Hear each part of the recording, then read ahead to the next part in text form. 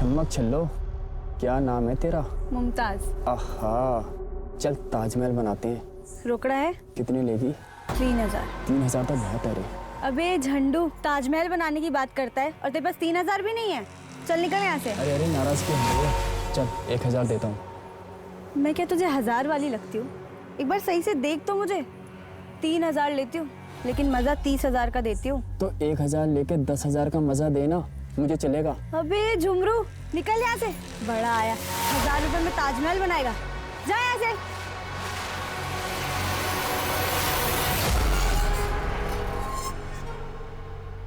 तेरा बाप गांव के मंदिर का पुजारी है ना? देख, तेरे बाप को और प्रेमी को कुछ लोगों ने मार डाला।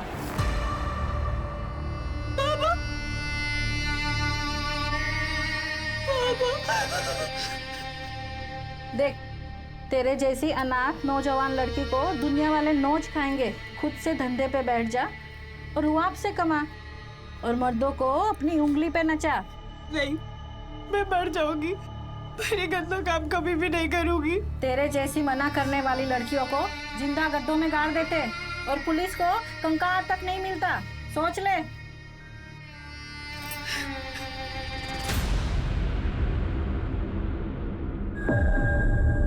कितना लेगी? 5000। उस दिन तो 3000 में आई थी। तो उस दिन बाइक पे आया था ना, आज कार में आया है, इसलिए 5000। चल ठीक है, आप बैठ।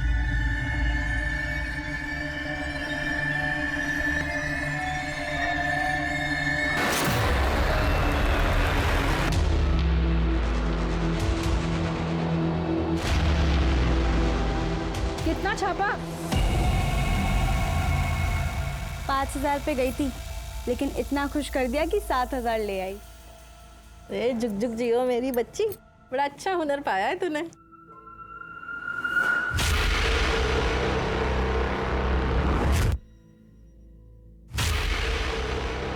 ऐसा कैसे हो सकता है? वो तो उसे तुम लोगों ने। क्या बड़बड़ा रही है? देख, तेरा पुराना सेठ आ गया। इस समय? अरे बीवी से झगड़ा हुआ होगा, तेरे पास आके दिल हल्का करेगा। जा, क्या होता है? जाके सेठ का दिल बहला।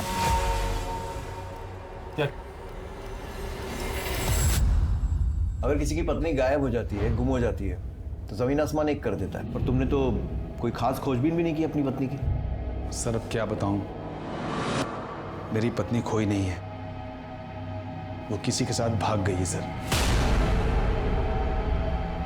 ये क्या हो रहा है?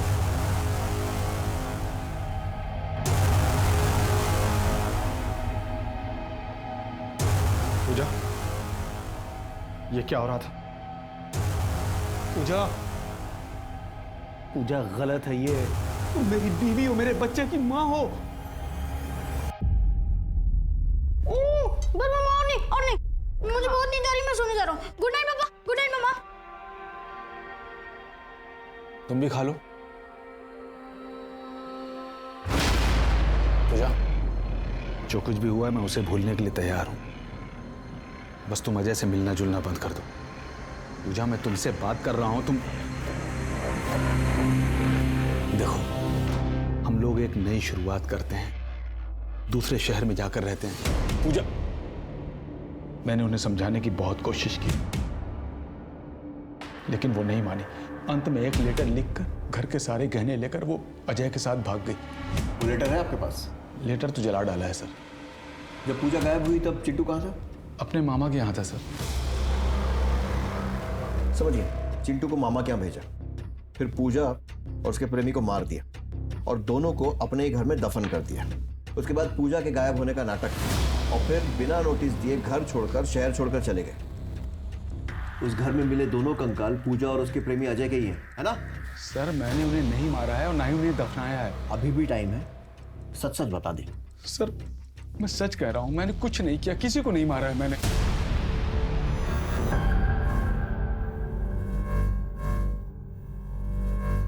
लगता है इन्हें किसी बात का गहरा सदमा लगा है। मैं कुछ दवाइयां लिख देता हूं, लेकिन अगर इनके मन से डर नहीं गया तो उन्हें ठीक होने। आपको पता है ना, आपके घर में कंकाल मिले हैं। तो जब तक इन्वेस्टिगेशन पूरी नहीं हो जाती कोई कहीं नहीं जाएगा। मैं रुकता हूँ ना सर यहाँ पर। वैसे ही मेरी बीवी का उन कंकालों से कोई लेना देना नहीं है सर। अगर होता तो वहाँ खुदवाती ही क्यों। ठीक है, उनको जाने की परमिशन दे रहा हूँ, लेकिन तुम शहर छोड़कर कहीं मत जाना। Okay sir. सर कंकालों की पोस्टमार्टम रिपोर्ट आ गई है सर। पहला कंकाल आदमी का है और दूसरा किसी औरत का। उनकी एज और टाइम ऑफ डेथ? सर इसको समझना थोड़ा कॉम्प्लिकेटेड प्रोसेस है, इसमें थोड़ा टाइम और लगेगा। रिक्वेस्ट करो, देखो जल्दी कर सकें तो। सर, उस बिल्डिंग के पुराने रिकॉर्ड्स मैंने अच्छे से चेक कर लिए। 15 साल पहले वो बिल्डिंग जब बन रही थी तब 2 बार स्लैब गिरा था। फिर उसके कुछ ही दिनों बाद एक मजदूर और उसकी बीवी की कंस्ट्रक्शन साइट से मिसिंग होने की रिपोर्ट बाकी के मजदूरों ने लिखवाई थी। और फिर उसके कुछ ही दिनों बाद उन लोगों ने मिसिंग कंप्लेंट वापस भी ले ली थी। ये सब जानने के बाद उस समय के पीआई को जब शक हुआ और उन्होंने इन्वेस्टिगेट करना शुरू किया तो पता चला कि बिल्डर ने जबरदस्ती मजदूरों को मिसिंग रिपोर्ट वापस लेने के लिए मजबूर किया था। 2 बार बिल्डिंग का स्लैब गिरा और उसके बाद 2 मजदूर, एक आदमी एक औरत गायब हो गए। कहीं ऐसा तो नहीं है कि किसी अंधविश्वास के कारण बिल्डर ने कुछ बली वली वाला कांड किया हो?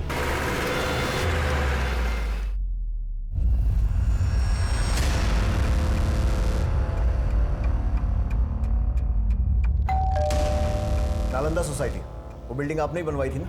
जब वो बिल्डिंग बन रही थी 2 मजदूर गायब हुए थे वहां से, एक आदमी और एक औरत। और अब जो कंकाल मिला है वो भी एक आदमी और एक औरत का ही है। मामला सामने ना आ जाए इसलिए आपने अपने मजदूरों पर प्रेशर डाला था और उन्होंने कंप्लेंट वापस ले ली थी, है ना? जी नहीं सर, तो पुलिस कंप्लेंट की वजह से मेरी बिल्डिंग का काम रुका पड़ा था और जिसकी वजह से मेरा बहुत नुकसान हो रहा था। फिर मैंने किसी तरह मजदूरों को समझा बुझा करके कंप्लेंट वापस करने के लिए मनाया। अपने गायब मजदूरों का नाम बता दीजिए। इतना पुराना रिकॉर्ड कौन रखता है सर? ये मजदूर हैं, कहीं 2 पैसा अधिक मिला यहाँ काम छोड़ के वहाँ चले जाते हैं। जब वो बिल्डिंग बन रही थी तो 2 बार उसका स्लैब गिरा था। कहीं ऐसा तो नहीं अंधविश्वास के कारण उन दोनों की नरबली दे दी गई हो? अरे सर, मैं धर्म कर्म करने वाला पंडित व्यक्ति हूँ और मैं बिल्डिंग का फाउंडेशन खुद खड़े रह करके वहाँ पर बनवाता हूँ और मेरी बिल्डिंग में ऐसा कांड हो ही नहीं सकता। आपकी बिल्डिंग में क्या कांड हुआ है और कैसे कैसे कांड हो सकते हैं वो हम पता लगा लेंगे, लेकिन एक बात ध्यान रखिए, अगर ये पता लगा ना कि इसमें आपका जरा सा भी हाथ है, आपकी खैर नहीं। सर चोरत पुलिस स्टेशन से खाई में गिरी कार और मिसिंग डेड बॉडीज की फाइल आ गई है। करेक्ट, मनीष मिश्रा की गाड़ी खाई में गिरी थी और कार में मनीष और मीना की चप्पलें मिली थी, लेकिन दोनों की डेड बॉडीज नहीं मिल पाई थी। और भूषण मनीष का बिजनेस पार्टनर था और मनीष के मरने के बाद सारा का सारा बिजनेस भूषण के नाम हो गया। मार क्यों रहे साहब? जिस फ्लैट में कंकाल मिले थे उसके ऊपर पहले फ्लोर पे भूषण रहता है, जानता है उसे? हाँ साहब। भूषण उस फ्लैट में गया था जहाँ कंकाल मिले थे कभी भी? याद नहीं साहब। देख, केस उलझता जा रहा है और मेरा दिमाग भी। सच बता और जल्दी बता। याद आया साहब। एक बार भूषण को अपने घर फर्नीचर का काम करवाना था तो उसने अपने बीवी बच्चों को 8 दिन के लिए मायके भेज दिया और अपना सारा सामान नीचे फ्लैट पे शिफ्ट किया। मैंने चाबी दी थी। अब बता रही है, कब दी थी चाबी? परेश जी के फ्लैट छोड़ने के बाद और पंकज जी के फ्लैट लेने से पहले। परेश ने नवंबर 2014 में फ्लैट छोड़ा था और पंकज ने जनवरी 15 में फ्लैट लिया था, तो दिसंबर 2014 में फ्लैट खाली था, तब दी थी चाबी? हाँ साहब।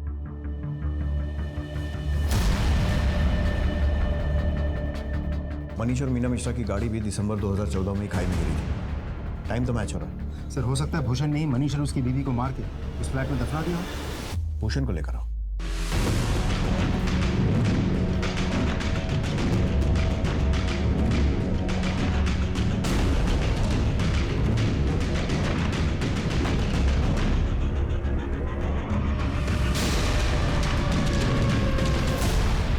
सर, बात समझिए, भूषण बिना किसी को कुछ कहे गायब हो गया। उसका फोन भी स्विच ऑफ आ रहा है। कि भूषण उन कंकालों के बारे में कुछ ना कुछ तो जरूर जानता है। अपने सारे खबरियों को एक्टिवेट करो और सारी पुलिस थानों में उसकी फोटो भेजो और उसका मोबाइल भी सर्वेलेंस पे डालो। सर। हेलो जय हिंद सर, आपके एरिया पे बाईपास रोड पर एक डेड बॉडी मिली है। क्या?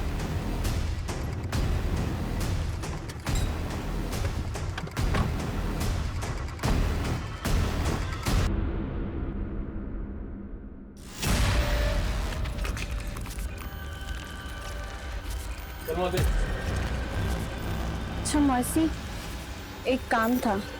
देख, धंधा छोड़ के जाने की बात छोड़ के कुछ भी मांग, तेरे लिए जान भी हाजिर है। अच्छा मौसी, वो जो शबनम के साथ लड़का था, ऐसा लगा कि मैंने उससे कहीं देखा है। शायद मेरे ही गांव का था। आप जानती हैं वो कौन था? यहाँ पे आने वाला कोई भी इंसान अपना सही नाम नहीं बताता, पर हाँ वो अपना नंबर देके गया है ताकि वो दूसरी बार आए तो एडवांस बुकिंग कर सके। रुक, मैं तुझे नंबर देती हूँ। जा।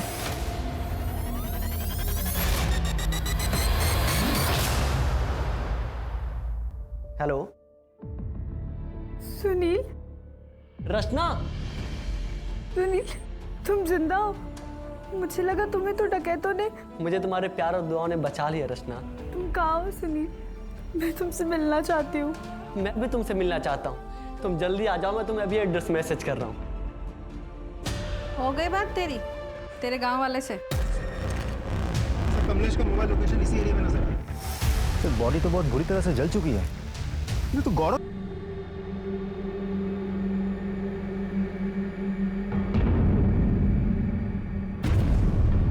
अरे रचना, कहाँ जा रही है तू? प्लीज मुझे जाने दीजिए। मालकिन को क्या जवाब दूंगा? क्या छिपा रही है? नहीं। क्या छिपा रही है? पैसे चोरी करके भाग रही है तू? नहीं नहीं नहीं। चल दिखा। अरे चल। अरे छोड़ दे गई।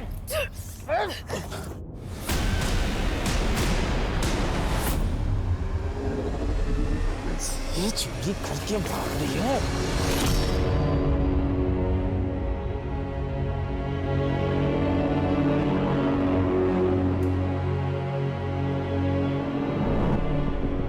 Sir Paresh Indore palace hotel में रुका था, वहाँ का सीसीटीवी फुटेज मिल गया सर। परेश इस आदमी के साथ बाहर निकला और उसके बाद परेश का मर्डर हो गया। पता लगाना पड़ेगा ये आदमी कौन है। अपने पैन डेटा, आधार डेटा और हमारे रिकॉर्ड्स सबसे चेक करो, कहीं ना कहीं से तो उसकी कुंडली जरूर निकलेगी।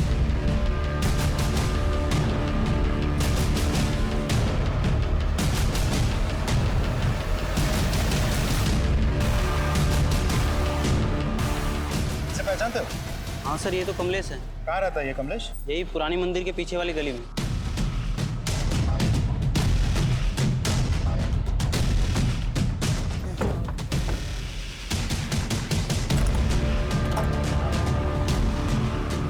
सुनो जरा, इधर आओ।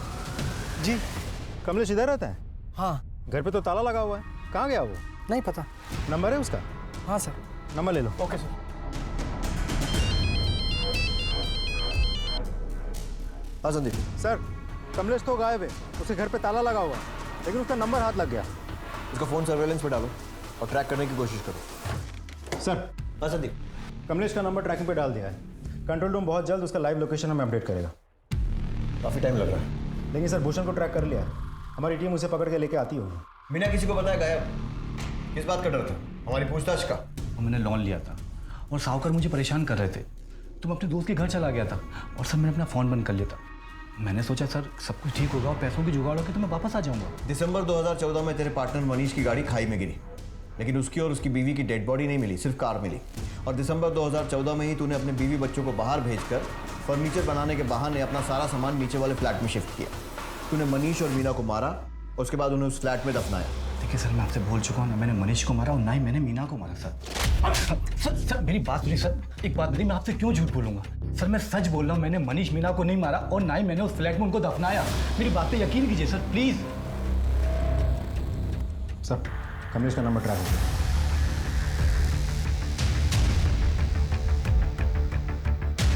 सर, कमलेश का मोबाइल लोकेशन इसी एरिया में दिखा रहा है। जीपीएस ट्रैक करते रहो।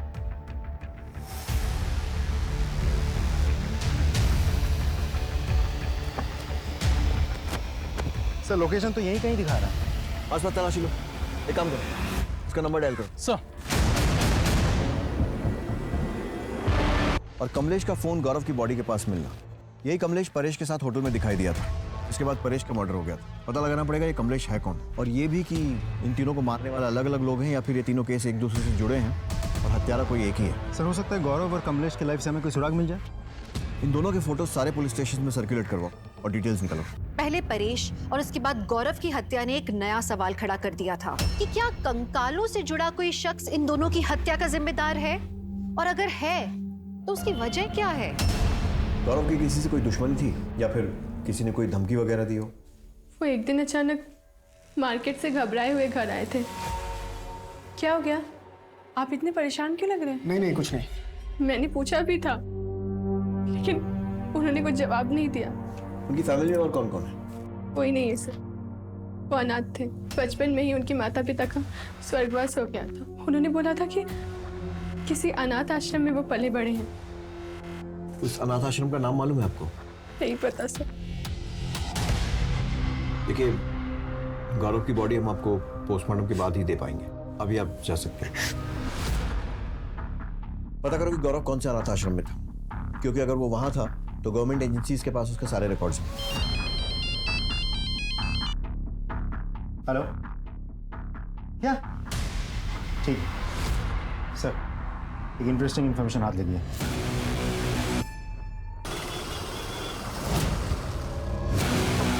वो एक आदमी से मिलती है जो 6 साल जेल काट चुका है, लेकिन जेल रिकॉर्ड्स में उसका नाम प्रसाद है। प्रसाद कौन सी जेल से छूटा? भोपाल सेंट्रल जेल में था सर, और पिछले महीने ही छूटा। कुंडली निकालो इसकी। गौरव से आपकी शादी कब हुई थी? सर 2 महीने पहले। लव मैरिज थी या अरेंज? अरेंज। बता सकती हैं शादी फिक्स किसने करवाई थी? सब, मैं गरीब परिवार की लड़की हूँ। गांव के पुजारी राघु चाचा ने हमारी शादी तय की थी।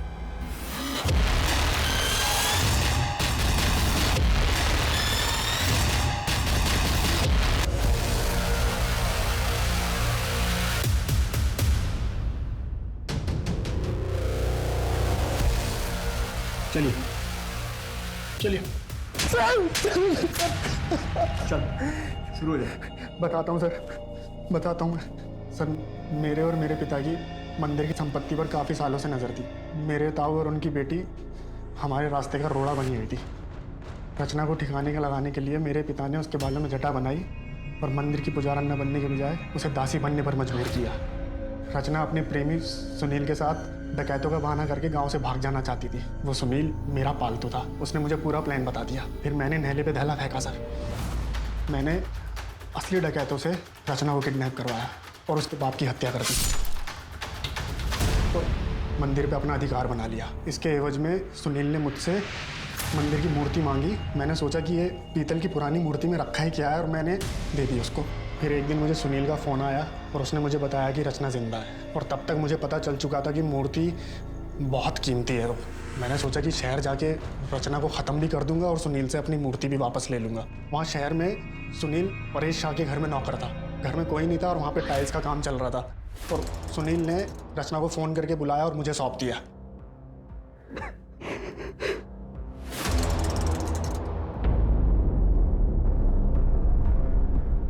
प्रसाद, तुम यहाँ? तुझे अपने रास्ते से हटाने का अधूरा काम पूरा करने आया हूँ। तुमने इसे यहाँ बुलाया जिससे मैंने इतना प्यार किया? मुझे तुम्हारी शक्ल भी नहीं देखनी है। तुझे इतनी आसानी से नहीं छोड़ूंगा। जहाँ तेरे बाप को भेजा, आज तुझे वहीं भेज रहा हूँ।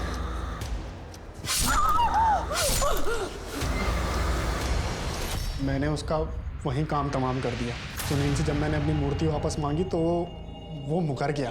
उसने वो मूर्ति वहीं कहीं फ्लैट में दफनाई है। सर जब मैंने ज़्यादा जोर डाला तो वो कहने लगे लौटने का इंतज़ार किया और उससे मिला।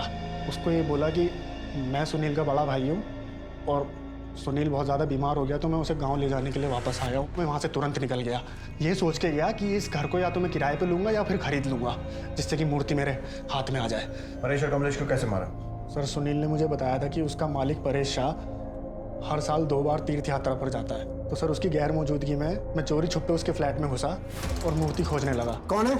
सर जब रात को मैं मूर्ति खोज रहा था तो कमलेश जो वहाँ पहले वॉचमैन था उसने मुझे देख लिया। सर मैंने उससे बहुत मिन्नतें की, उसे पैसे देने की कोशिश की और वो सर मान गया। उसने मुझसे पैसे लिए और चुप रहने का वादा किया। मुझे मूर्ति पाने का बहुत जुनून था सर, मुझे वो मूर्ति चाहिए थी। मैंने अपना नाम बदला, शादी की और गौरव नाम से उस फ्लैट में रहने लगा जहाँ पे मूर्ति दफन थी। मैंने उस घर में रहते हुए उस जगह को आइडेंटिफाई कर लिया था जहाँ मूर्ति थी। और सर मैं मुंबई गया, उसका सौदा करके आया, लेकिन इसी बीच मेरी बेवकूफ़ बीवी ने मेरे ही गड़े हुए मुर्दे निकलवा लिए।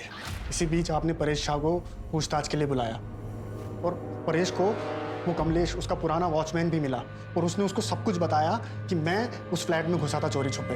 परेश के दिमाग की बत्ती जल गई। उसने मुझे बुलाया और पूछताछ की। सर मैं और देर नहीं करना चाहता था। मैं सामान लेने के बहाने उस फ्लैट में गया और मूर्ति निकाली और परेश को मिलने के बहाने बुलाया और उसको वहीं मार दिया। फिर मैंने सर कमलेश को मारा क्योंकि मैं कोई गवाह और कोई सबूत नहीं छोड़ना चाहता था। इसलिए मैंने सर कमलेश को वहाँ जलाया, गौरव की आईडी वहाँ फेंकी जिससे लगे कि गौरव मर गया, और सर मैंने मूर्ति ली और गांव चला गया। बाकी की सारी उम्र जेल में सड़ेगा। मुझे माफ कर दो सर। रचना के साथ जो हुआ वो हमारे समाज की पिछड़ी हुई मानसिकता को प्रदर्शित करता है। रचना ने एक बड़ा सपना देखा, मंदिर की पुजारन बनने का, देवी माता की सेवा करने का, पर उसका ये सपना मंदिर की संपत्ति पर नजर गड़ाए लोगों को रास ना आया। उन्होंने रचना को जिस्म फरोशी के कीचड़ में धकेल दिया। कागा सब तन खाइयो, चुन चुन खाइयो मांस, बस ये 2 नैना मत खाइयो, इन्हें पिया मिलन की आस। रचना की हिम्मत जैसे पूरी तरह से टूट चुकी थी, लेकिन अपने पुराने प्यार से मिलने की उम्मीद ने उसमें एक नए जोश का संचालन किया।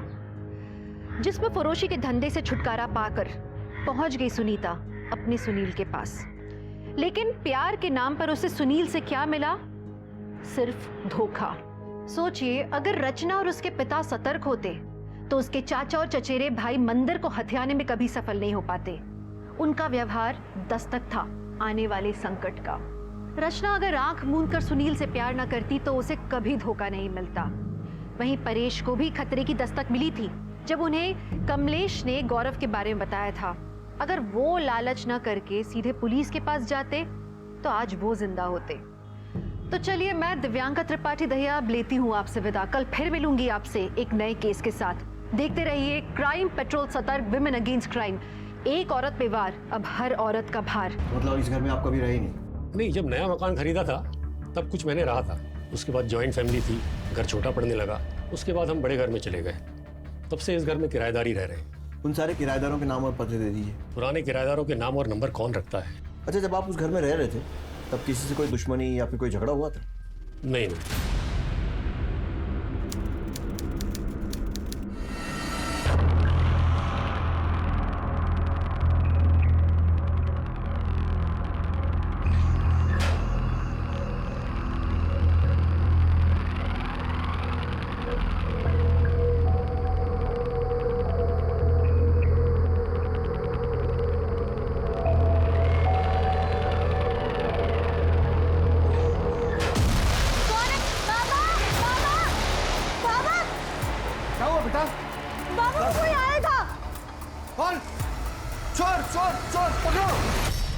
कैसे लोग हैं ना बाबा, मंदिर में चोरी करने आ जाते हैं। ये बेटा, मंदिर में सैकड़ों साल पुरानी माता की मूर्ति है, साथ में ढेर सारे गहने भी हैं। जरूर वही चुराने आया होगा। वो तो अच्छा हुआ कि तूने आज मंदिर की लाज रख ली। बस माता का आशीर्वाद है बाबा। सो तो है बेटा, लेकिन हम सब कुछ माता के भरोसे छोड़ के विश्राम तो नहीं कर सकते ना। मैं आज से यहीं बाहर सोऊंगा ताकि चोर उचक्कों पर नजर रख सकूं। आजा, आजा।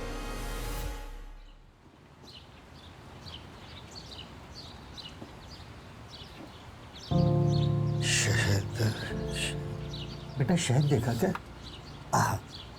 अरे बाबा, ये क्या कर रहे हैं? पहले तो दूध से अभिषेक, फिर शहद और फिर जल से अभिषेक। बेटी, उम्र हो चली है इसलिए कभी कभी भूल हो जाती है। लेकिन हाँ, संतुष्टि एक बात की है कि मेरी बेटी के हाथों इस मंदिर की परंपरा, अनुष्ठान, शास्त्र विधि अनुसार बिना रोक टोक के चलता रहेगा। बेटी के हाथों में नहीं, मेरे बेटे के हाथों में। देखिए भाई साहब, ये जो धर्म कर्म की बातें होती है ना, ये बेटे के चौड़े कंधों पर ही टिकती हैं, बेटियों की नाजुक कलाइयों पर नहीं। भाई साहब, मुझे कल पता चला कि मंदिर में चोरी होते होते रह गई। अब देखिए, आपकी उम्र हो चली है, आपके कोई बेटा भी नहीं है, इसलिए मंदिर और यहाँ का विधि विधान मेरे बेटे को सौंप दीजिए। कल आपके और मेरे बाद मेरा बेटा ही तो इस सब का उत्तराधिकारी होगा। और बेटी का कोई अधिकार नहीं। बाबा पुरोहित खानदान के बड़े बेटे हैं और उनकी बेटी होने के नाते मेरा अधिकार है इस मंदिर में पूजा करने का। मैं बनूंगी यहाँ की पुजारन। दिमाग खराब हो गया है तेरा? ये हमारी परंपराओं के विरुद्ध है। तो ये परंपराएं बदलनी होंगी। जब एक औरत को देवी बना के उसे पूजा जा सकता है, तो एक औरत पुरोहित बन के पूजा क्यों नहीं कर सकती? देखो रघु, ऐसा कहाँ लिखा है कि एक औरत मंदिर की पुजारिन नहीं बन सकती? समाज में बदलाव आ रहा है, तो मंदिर में भी सही। जो भी हो, हमारे इस मंदिर में ये सब नहीं होगा। क्षमा कीजिएगा चाचा जी, छोटा मुंह बड़ी बात, लेकिन आप परंपराओं की दुहाई देकर इस मंदिर की संपत्ति पर अपना अधिकार जमाना चाहते हैं। ये मंदिर और इसकी संपत्ति किसी एक की नहीं, बल्कि पूरे गांव की है। मैं आपके षड्यंत्र को कभी भी सफल नहीं होने दूंगी। पापिन है तू, भगवान तुझे इसकी सजा देगा। चलिए सरपंच जी। है संकेत? कैसा संकेत? भाई साहब, इतने भोले भी मत बनिए। बालों में जटा होने का मतलब होता है कि देवी ने संकेत दिया है कि ये लड़की देवी के मंदिर में दासी और सेविका बनकर रहेगी, पुजारन बनकर नहीं। नहीं नहीं, किसी ने जानबूझ के कुछ लगा दिया होगा। कल तो बालों में कोई जटा नहीं थी। देखो सरपंच जी, भाई साहब ने तो देवी के संकेत को मानने से मना कर दिया। अगर आप भी देवी के संकेत को मानने से मना कर देंगे तो जानते हैं क्या होगा? प्रलय हो जाएगी गांव में, देवी का कोप हो जाएगा, खेत खलियान जल जाएंगे, नदी नाले सूख जाएंगे, सब कुछ नष्ट हो जाएगा देवी के श्राप से। आप सही कह रहे हैं। सुना भाई साहब, अब अगली पूर्णमासी के दिन आपको अपनी बेटी का इस गांव के मंदिर को दान करना होगा। ये सब अंधविश्वास है सरपंच जी। सरपंच जी, आप ही न्याय कीजिए। पुजारी जी, अब रचना को इस मंदिर की सेविका और इस गांव की दासी बनकर ही रहना होगा। यही हमारा फैसला है। सरपंच साहब, सरपंच साहब, सरपंच साहब सुनिए।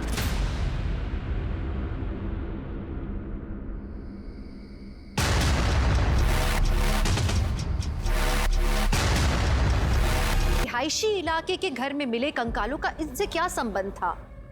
ऐसे कई सवालों का जवाब मिलना अभी बाकी था। सर, ये वही कॉन्ट्रैक्टर हैं जो उस फ्लैट में काम कर रहे थे। मुझे नरेश ने बहुत मारा था। ये देखिए। क्यों? सर वो कह रहा था कि वो खुदाई में कंकाल मिला तो पुलिस को बताने की क्या जरूरत थी? पुलिस को बताने की क्या जरूरत? मिट्टी डाल के उसके ऊपर टाइल्स लगवा के मामला रफा दफा नहीं कर सकता था? अगर तुम्हारी वजह से मैं फंसा ना तो मैं तुम्हें छोड़ूंगा नहीं। साहब मुझे बचा लीजिए साहब, बहुत बहुत मारेगा। आप चिंता मत कीजिए, वो कुछ नहीं कर पाएगा। इन्हें लेकर जाओ, इनकी कंप्लेन लिखो और पट्टी करवाओ। तो नरेश हमसे कंकाल की बात क्यों छुपाना चाहता है? उस मकान का मालिक राकेश, दोबारा बुलाओ उसे। राकेश जी, पिछली बार की खातिरदारी याद होगी आपको? एक सवाल पूछना रह गया था। नरेश के बारे में क्या जानते हो? सर, उस एरिया में नरेश की बहुत चलती है। सारे फ्लैट किराए पे वही देता है, और कोई भी उसके मार्केट में घुसने की कोशिश करता है तो बखेड़ा खड़ा कर देता है सर। और तो और, पुराना किराएदार जाने के बाद नया किराएदार आने तक चाबी नरेश के पास ही रहती थी। हाँ साहब, नरेश दिल का काला और नाड़े का ढीला आदमी है। खाली फ्लैट में लड़कियों को बुलाता रहता है। दबंग है, इसलिए उसे कोई कुछ बोलता ही नहीं। कब से काम कर रहे हो यहाँ? साहब 4-5 साल हो गए। कुछ और पता चले तो बताना। जी साहब। सुनिए जी। चाबी। Thank you. तो फिर कॉन्ट्रैक्टर को क्यों मारा? बोल। सर वो मेरा धंधा खराब कर रहा था, तो उसकी वजह से उस फ्लैट में तो क्या पूरी बिल्डिंग में कोई किराए के लिए तैयार नहीं हो रहा था। तो तेरे लिए तो अच्छा ही था ना, और लड़कियां लेकर जाता वहां, जैसे उस ग्राउंड फ्लोर फ्लैट में लेकर जाता था। बता, किस किस लड़की को वहां मार के दफनाया? नहीं सर, मैं मानता हूँ कि मैं वहाँ लड़कियों को लेकर जाता था, लेकिन मैंने किसी को मारा नहीं सर। मैं तो वहाँ थोड़े समय के लिए जाता था। तो वहाँ जितने भी लोग लंबे समय के लिए रहते थे, मुझे उनकी पूरी डिटेल्स चाहिए। सब मुंह से पानी तो याद नहीं है, ऑफिस के रिकॉर्ड में सब लिखा है। इसके साथ इसके ऑफिस जाओ और पूरी लिस्ट लेकर आओ। चलो। अभी का किराएदार मुंबई से कब आ रहा है, पता करो। सब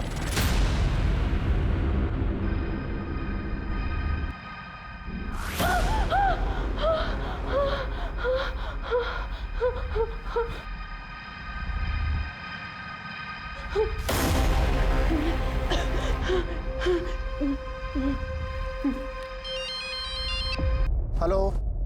हेलो, मुझे बहुत डर लग रहा है। आप कब आ रहे हो? तू टेंशन मत ले, मैं कल सुबह की पहली फ्लाइट पकड़ते ही आ रहा हूँ भोपाल।